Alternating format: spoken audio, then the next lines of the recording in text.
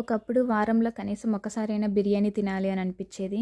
కానీ ఇప్పుడు కంప్లీట్‌గా మారిపోయాను. వారంలో ఒక్కసారైనా సరే టమాటా రోటి పచ్చడి తినకపోతే అంతా ఏదోలా ఉంటది. ఖచ్చితంగా టమాటాలు ఎంత కాస్ట్ ఉన్నా సరే తెచ్చుకుంటాను. నేను ఇంతవరకు ఒక్కసారి కూడా మిక్సీలో టేస్ట్ చేయలేదు. మిక్సీలో ఎలా ఉంటదో కూడా తెలియదు టమాటా పచ్చడి. నేనైతే ఈ మధ్య కాలంలో కంప్లీట్‌గా రోట్లోనే చేస్తున్నాను ఏ పచ్చడైనా. నా ఫేవరెట్ పచ్చడి టమాటా పచ్చడి.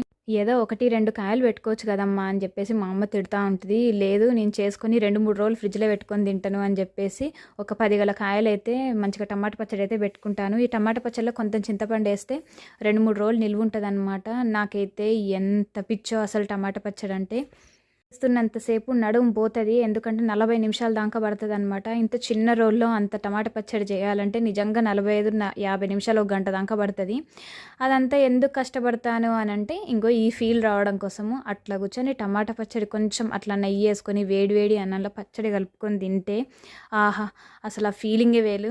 దీనికోసం ఎన్ని గంటలైనా కష్టపడాలి అని అనిపిస్తది. సో మీలో ఎవరైనా ఈ రోటి పచ్చడి లవర్స్ ఉన్నారా? ఉంటే వాళ్ళకి ఈ వీడియోని షేర్ చేయండి. అలాగే మన ఛానల్‌ని సబ్స్క్రైబ్ చేసి సపోర్ట్ చేయండి ప్లీజ్. బాయ్.